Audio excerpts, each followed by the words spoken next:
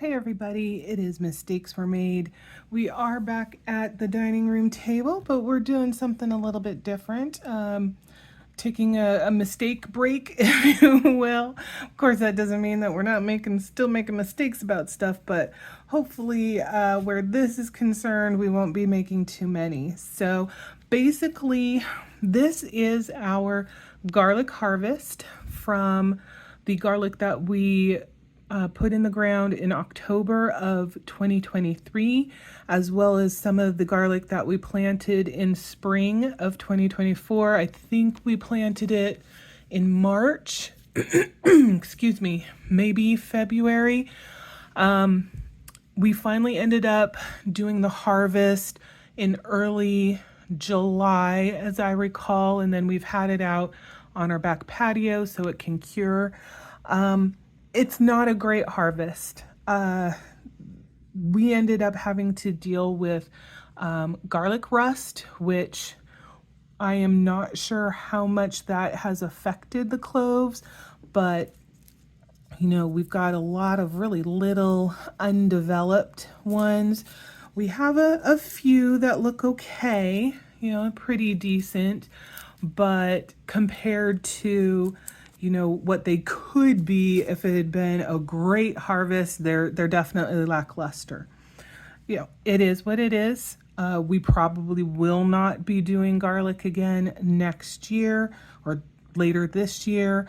But what I wanted to do is I need to get these peeled, and if the cloves look pretty decent, they're gonna go into this container, and then we'll just go and put them in a vacuum sealed thing and put them in the freezer.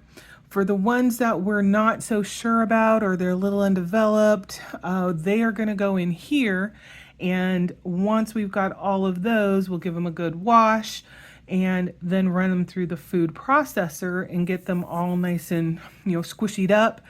Lay them out probably on a silicone tray and put them into the dehydrator and try and dry the heck out of them until it gets really, really nice and dry and crispy.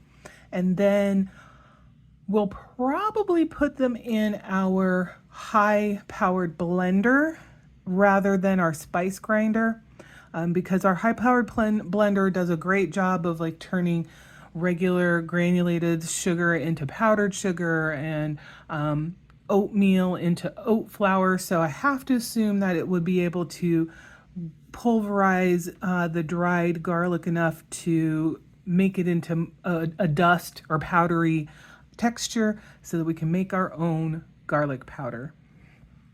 I have never done this before, so I don't know how well it's gonna go, but we will find out.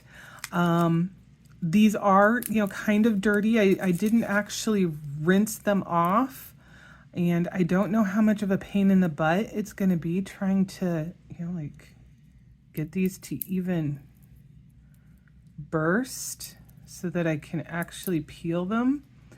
I anticipate it is going to be sticky and messy because that tends to be the, goodness gracious, experience that I have normally when I try and peel garlic.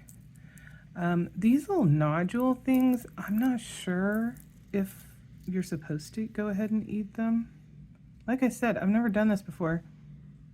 They smell garlicky, so that's gonna just go into the grind pile. But I figured, I need to get this done. This is just, I'm going to make a mess on the table. That's just all it's going to be. I should have gotten another, oh wait, duh, I do have another. I don't know how to make this a really efficient process. So, you guys get to see and hear me struggle. This is something that I've wanted to do for a really, really long time, not just in the idea of, hey, we've had these garlic bulbs for a while, this year and needing to process them, but I mean, just as a project, it's something that I've wanted to try to do as well. See, it's a nice little thing. Not very powerfully scented, but since it's kind of small, I'm going to do the grind for that. But anyway, I figured, could do this, maybe chat about stuff at the same time. We'll see, how many of these I can get through in a particular time frame. Obviously, I don't want this to be a super long video, but the rate I'm going, I'm gonna get like 4 done before I get frustrated with this process. Oh my goodness. The dogs and cats are all in their prospective bedding areas, so there shouldn't be any issues of stray bits going to animals that should not get them. And of course I'll do a cleanup once we're done. This is probably going to be a multi-day process. I can't imagine that I'm going to finish this all today, especially since it's already well after midnight. And as usual, I'm tired, but not enough to go to sleep, which is not great because I have to be up what I consider early in the morning. Anything before 10 is early for me. I swear I was born to live a night lifestyle. Growing up, I never enjoyed being up early, and I know that's often typical of kids wanting to lounge around and sleep, but I have always had my best thinking, my best energy kick in right around 2 in the afternoon. For the job that the company that I am currently working for, my first position there was during the night shift, their version of the night shift, which was a 4 p.m. until 12:30 a.m. shift, but there was also mandatory overtime. And when I first started, we were absolutely doing anywhere from 4 to 6 hours of overtime every single night. It wasn't unusual for the people coming in at 6:30 in the morning to kick us out of our desks because we did do desk sharing. But I thrived. I absolutely thrived with that schedule. I loved it. Some people would consider it really restrictive, but for me, we had 24-hour groceries, so you could still go and do your grocery shopping. But that late, the commute as a general rule coming into work wasn't too bad because you're going the opposite direction that most people were going because they're going home and you were coming in. And then in the morning, that could be a little bit iffy if you're getting off at your normal time, so you're basically heading out in your car at about 1 o'clock in the morning. Definitely no problem. If you've done a lot of overtime and you're just starting to hit the start of the rush hour time frame, then of course, even though you might be going what's considered the opposite direction that early in the morning, or for that period of time, you got people going back both directions, so it doesn't necessarily seem like an opposite situation necessarily. But the commute tended to not be bad. You get home, there's nobody there who is trying to put calls on your time, whether that's family or friends or people who are trying to get a hold of you via phone and all of that. You kind of miss a lot of that mess. Not to say you don't want to hang out with your friends and your family, but if you're an introverted person like I am, and you find some social gatherings and interactions just tiring, and not necessarily as fun as others do, then it was just perfect. So I did that shift for definitely a long period of time. It was like 10 years. And it feels like it got ingrained in my system because my system craved that, and so like glommed onto it. And so ever since, it's been quite the struggle for me to work a shift earlier than that. And it's really, really hard for me to get to sleep at a reasonable time, even though I have to be up in the morning. Very often, I am going to bed at like 3, 4 o'clock in the morning. There's been times when I've gone to bed at like 5 or 6, which is not great because I need to be supposed to be using this thing for my waist, and I definitely am not. I need to be at work. At the earliest on Mondays, I typically have a meeting at 7:30 in the morning, my time, because I'm on the West Coast, but the company is nationwide for all intents and purposes. So it can be very frustrating if I have to get up, a couple, 45 minutes, etc., earlier than I normally would.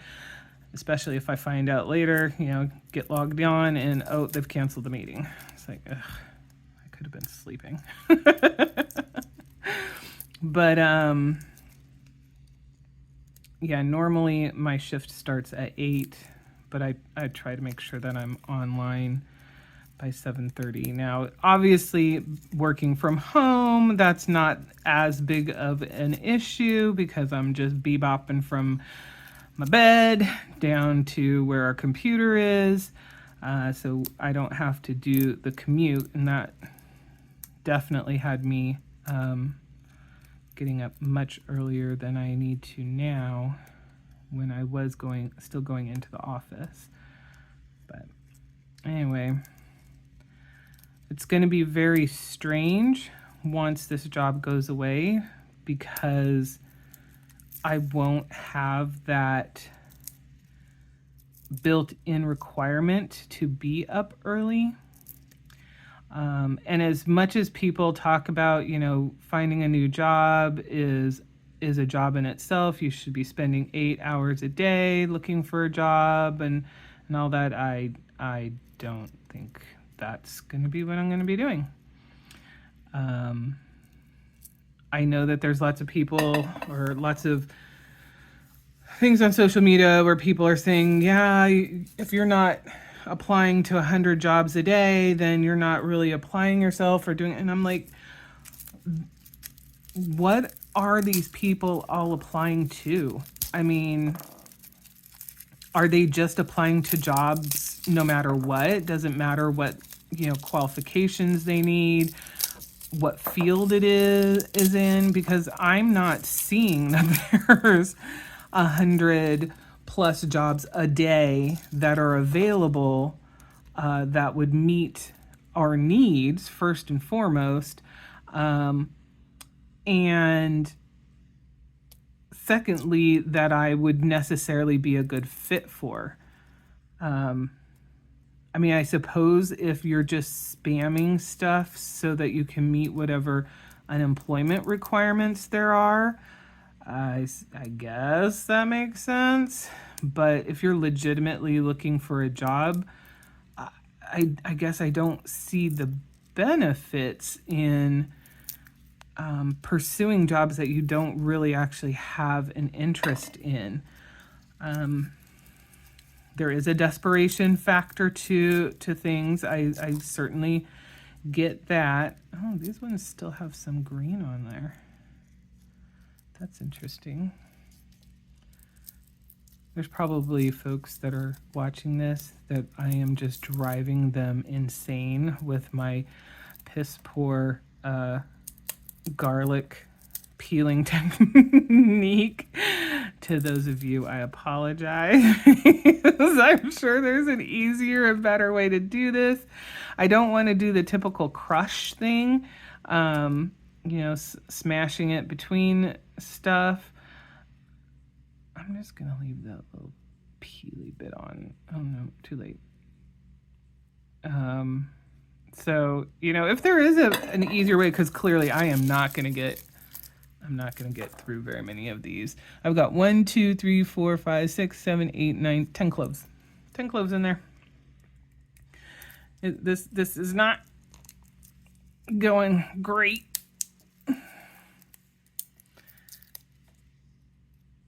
I definitely thought it would be a little bit faster than this. So clearly my expectations were way off. But I mean, this is the kind of project thing that I would be able to do once the job goes away, because it's not going to be something that's really loud, and that is a plus because Mr. M does work night shift, so he's usually in bed and sleeping by 10 a.m. And that definitely kind of limits some of the things that can be done around the house, because I don't want to disturb his sleep. And I don't really want to necessarily shift so that my schedule matches his schedule, simply because, for the job hunt, I don't think that would be conducive. Especially if I really get into it and then manage to get some kind of interview, and have to kind of switch things up so that I'm awake and bright-eyed, bushy-tailed, and able to answer questions. I'm not gonna worry about that. Okay. So keeping myself busy with stuff that's worthwhile is going to be an interesting thing. I don't know. I have a lot of Etsy stuff that I really need to get listed, so that's something that I figure I will be spending some time on as well.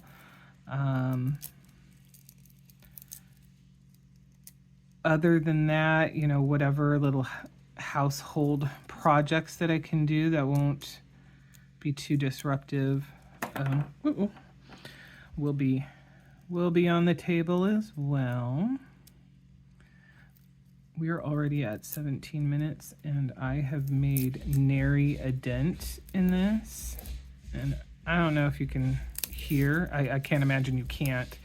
That noise, that would be the cat doing something over by the door, making noise it doesn't need to be making, but I don't want to let them out and have them be around the toxic garlic. So they're just going to have to wait until I decide to stop before they're going to be able to have full run of the house, or at least most of the house. They don't go down to where the dogs are, as a general rule. So, yeah, that's something that's on my mind. Another thing that we were actually talking about this past weekend, is we're both kind of feeling a little bit adrift. I don't know if this has been triggered just by the situation that we're in now, and the changes we've had to make to our lifestyle, the limitations that we've been putting on things, rightfully so, not begrudging it at all, but just as I am getting closer to, having to do the job hunt, I'm struggling to find things that even spark an interest that I want to do. And, at some point you don't really have the luxury of doing what you think you might enjoy because the mortgage does not really give a flying, you know what, as to how much I enjoy a particular job. And so, there are those considerations to keep in mind, but I've been kind of just like, not necessarily at a loss, but just I'm struggling to connect with what is even available out there. I very much enjoyed the job that I have, but there have been times in the past, and it's, something I've been thinking about a lot now, of whether I put myself in a rut with this job. I was definitely very, very, very comfortable. I had full intention, barring any issues, to the contrary, of ultimately retiring from that job. But, it does cross the mind of, did I limit myself prematurely by finding a place that I was so comfortable? Is there something more that I could have been doing and that I would have felt at this point much more fulfilled than I do now? Because I think that's part of it, is there's a lack of fulfillment in my life, and Mr. M has talked about that too in relation to his job. It's definitely that feeling of being, just being a cog. And if the situation was different and it was, I was in a car accident or something and I couldn't work, the job that I was doing, I was not anything miraculous and extra special at it. There's hundreds or thousands of people who they would be able to pull in to do the same exact thing that I did. My absence wasn't going to make the business grind to a halt. And to be fair, I don't think I would want to be in a position where the lack of me being there would put a company in that kind of situation, because I don't want that level of responsibility. And to me, if you're that integral, that means your work-life balance is probably absolutely in the toilet. But at the same time, I'm saying words like work-life balance, and that was never really something that I considered very deeply before either. Is that a product of the times that we're in right now? I don't know. Maybe. There's definitely a lot of talk about,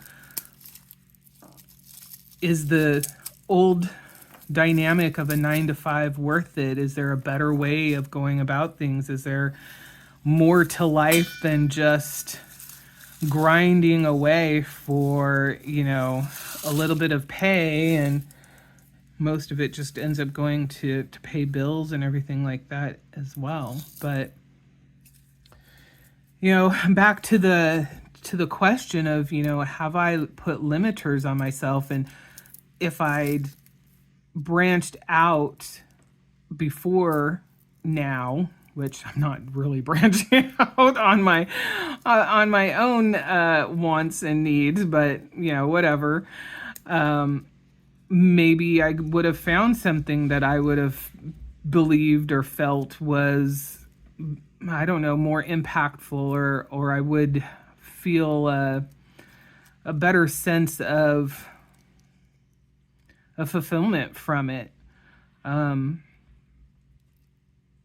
It actually kind of reminds me, for the company that I work for. So the company that I work for was kind of set up weird. The overarching company, which which kind of took over all of the smaller entities. I mean, they were already tangentially tied, but the section that I was working under, the company I was working under, we worked under our separate business name and stuff like that. So it was like our own entity, even though profits and stuff that the company made helped pay, debts and stuff for the umbrella company.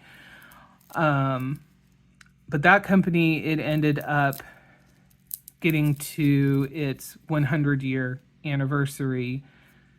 Was it last year? The year before? Year before that? Maybe in 2019. Yeah, I think it was in 2019. And unfortunately, because of COVID, we definitely had a very lackluster celebration. But that's besides the point. They did end up having a get together, and past employees came by, particularly those in the management and CEO officer realm. And it still makes me laugh and scratch my head just a little bit when I think about it. One of the people that came to the celebration was a former director of HR. She was quite a firecracker. She was very, she's very good at her job, et cetera, et cetera. No issues with her or anything like that. I thought she was even an improvement over who had been in the position before. For the time period that she was there. Well, I can't remember if it was a case of I saw that she was there, so I, made the effort to greet her and say hello, or if it was a case of we were both in, the break room and happened to turn to each other at the same time. I don't know how it came about, but what I remember distinctly is that she looked at me and she said, "Oh, you're still here." And I wasn't quite sure how to take it. And as I recall, I just kind of did some kind of flip, "Yep, I'm still here," sort of thing. I don't know if it was "Oh, you're still here," as in, I would have figured they would have gotten rid of you by now, sort of thing. There's no particular reason for me to think that there would have been a thought process like that, because I'd always been on good terms with HR and, my bosses and everybody. They always thought I did good work and everything. So the way I ended up taking it, right or wrong, was that was kind of her way of saying, you haven't moved on from this place, you could be doing better, that sort of thing. And that's always stuck with me. Like, have I done less than I should? It was such a strange interaction. I don't know. So I think about that when I'm thinking about what is the future going to bring as far as, the job situation. I think about, despite the fact that I did very much and do very much enjoy the job that I have, that there is a level of dissatisfaction that, like I mentioned, I don't know that I'm in love with the idea of going back to some level of corporate America and having to do that standard 9 to 5. But I also don't know what else I would do. I mean, I don't really have any special skills there, and that's, impactful both for the generic or standard job hunt, because there's thousands of other people who can do the same stuff that I can do. So, why would I necessarily get a job over somebody else? But also to the point of,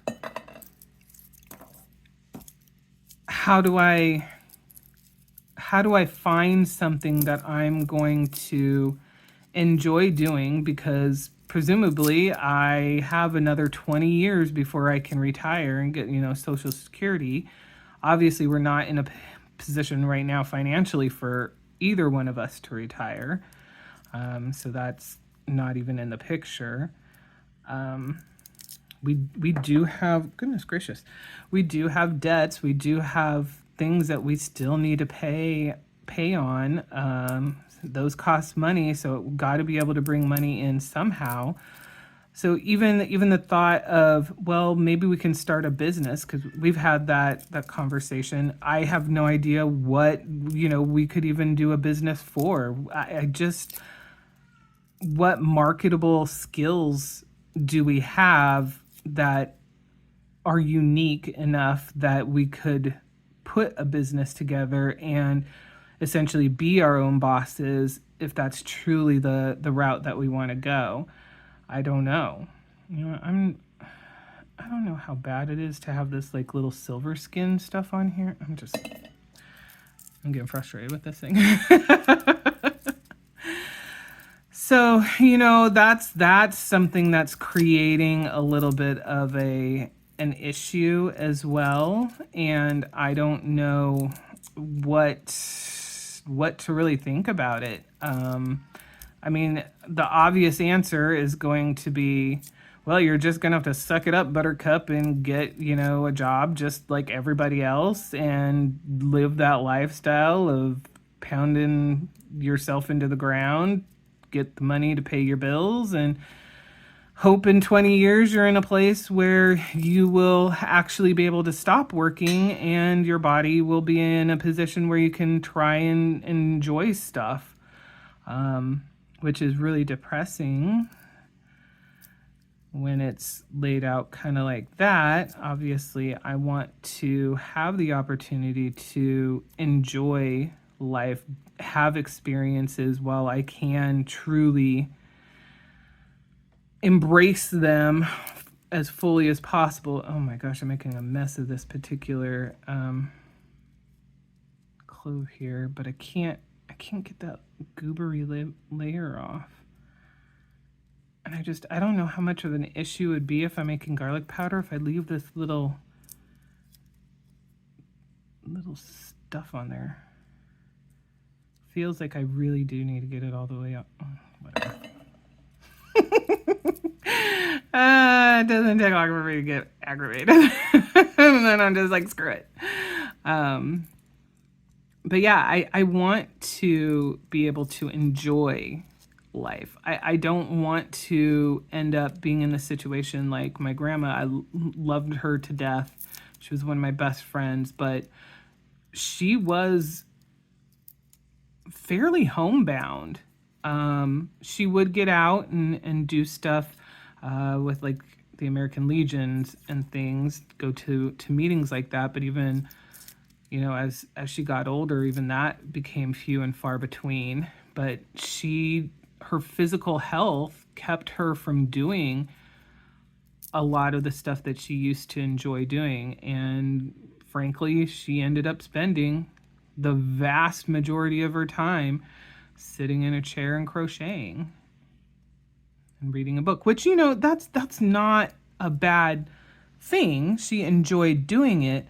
But I think the problem part of it is she would often say, I miss being able to do this and I miss being able to do that. She couldn't stand for long periods of time, so she couldn't do certain cooking things that she used to enjoy doing, even simple stuff, and she found that very frustrating. And I don't want to find myself in that position where I'm thinking, oh man, I'm finally don't have to spend, 8 to 10 hours of my life at the beck and call of somebody else under somebody else's rules and whims. But now I'm at an age where my body is not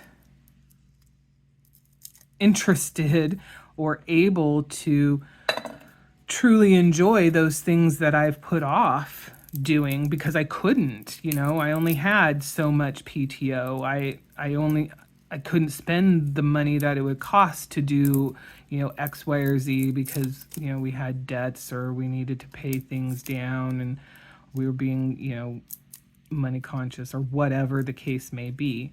I know that once we get to a point where we can pay off our house, which that is feels like it's a million years in the future at this point, that will certainly be one less area of concern. We'll be able to have that cost taken out of the budget. And so, of course, then the financial requirements for income would presumably be reduced. But how long is it going to take us to get there?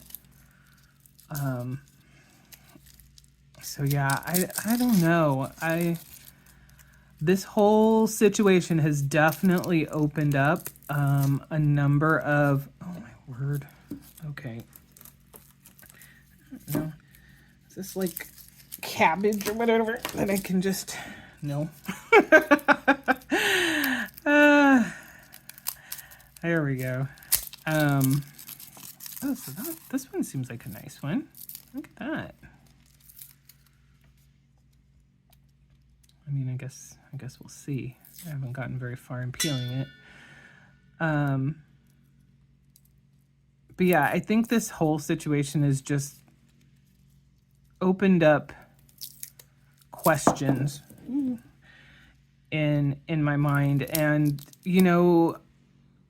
it seems like if there was going to be a time to have these kinds of, midlife crisis kinds of concerns and questioning how do you want your life to go, now is kind of the opportune time for it, because it's not a case of me making a decision to leave a job and delve off into some unknown. The leave the job part is not going to be at my insistence. It's just going to be what the situation is. So I want to make sure that I'm capitalizing on that opportunity and I'm not, letting something go that I will regret later not taking advantage of.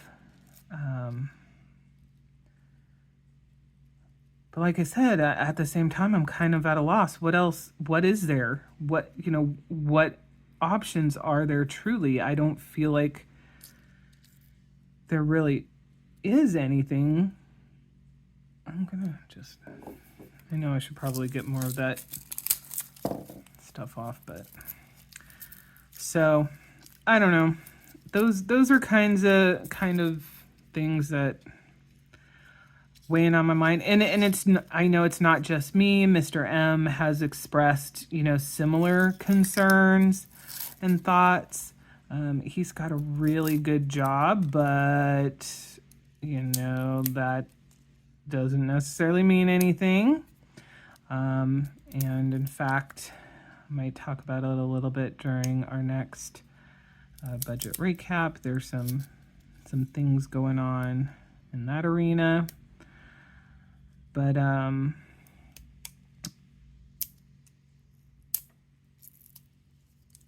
don't know. I mean, we could both acknowledge, that we have similar concerns and similar thoughts about the direction our lives are going. Nothing reflected on, our relationship specifically. It's just the lifestyle piece and where we feel we are, as we are heading into that middle age, or we already are at middle age, I guess. He's already 50. He's already 51 actually, and I'm knocking on 50 at, I'm 48. So, I just feel like there's got to be more to life than the rat race that we all seem to have to be a party of, but I don't know how to break out of that, and I don't know what I can bring to the table to make breaking out of that more of a reality either. So, yeah, that's the stuff going on, and adding to my anxiety about just the situation in general. Because, if I can make life just a little bit more difficult for myself, mentally, emotionally, physically, then why not? All right, well, I had such incredibly high hopes about how super productive I was going to be during this. And as we can see, the results of my efforts over the last 41 minutes has not been all that impressive. So if there is a job for a garlic peeler out there, I will not be applying, because that is clearly not where my skills lie. But, at the same time, it is one of those things where I want to get it done, but it's not anything that I'm particularly in a hurry about. It would be nice to be able to get a finished product, ready for being dehydrated this week, because the weather is supposed to actually be cooler, which is amazing. In the, I think, mid 70s, which we haven't seen that in a while.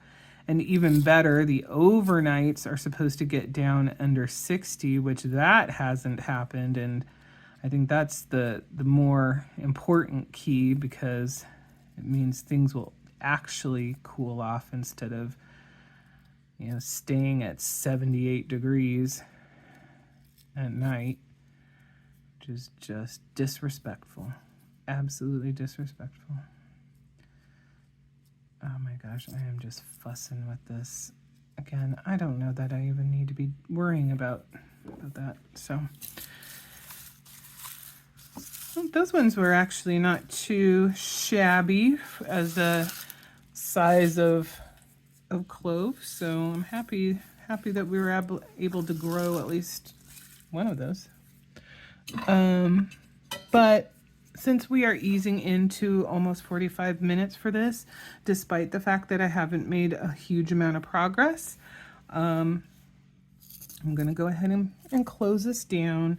Maybe I'll come back another time and we can have another garlic peeling chit chat session. But I would love to get your feedback, get your thoughts. How do you feel about the rat race and just the way that our lives are dictated by having to work so many hours for such little pay, even though, yes, the pay that both Mr. M and I are getting is definitely good, but it's more the concept. We're still, to an extent, paycheck to paycheck. We still are burdened by debt, and we're not living, a worry-free lifestyle yet. So that is kind of what I'm alluding to when I make that comment. Do you have similar thoughts about, how your time on this earth is being spent? have you made plans, or do you have ideas on ways you want to make changes, and what are those? Do you have suggestions on how or what we could look into to kind of maybe do some kind of alternative lifestyle, but still be able to, afford the things that we need to pay for? Like I said, my mortgage doesn't care about my mental health or what my thoughts are on how my work-life balance should look or anything like that. Neither does the electric bill, the water bill, the gas bill, car insurance, all of those things. So I'd be very curious to hear your guys' thoughts on the matter, if you've had similar kind of existential midlife crisis type thoughts. If you've had a job loss that prompted you to go in a completely different direction as a method of utilizing an unexpected change to just do something different. How did that go? How did you decide what direction to go into as well? What was the result? Do you regret what you did? Did you find yourself having to revert back to the more standard lifestyle, or even what you were doing, close to what you were doing before? Or was it a success? Were you able to break out of whatever rut or situation that you had been in before and forged a new trail, and you're, much happier and things like that? Is that the end result? Yeah, I'd really like to hear, all spectrums of the situation. And even if that feedback is, you're being a big baby, you're just gonna have to get back to work. Yeah, like I said, suck it up, buttercup. This is the way life is. I'm open to that being a legitimate, response as well. Absolutely. But anyway, like I said, we are getting past the 45-minute mark by a bit. So I'm going to shut this down, wash my hands, find a place for these to go, and let the cats have the run of the house. It is definitely after midnight. It's probably after 1 at this point, so I should probably pretend to go to bed and probably just go read or whatever. So yeah. Thank you for listening. Thank you for joining me while I got started on a new chore, even though it's a little bit different than, doing our budget recaps and our cash envelopes and things like that. And I look forward to hearing or reading your guys' thoughts. So we'll see you in the next one.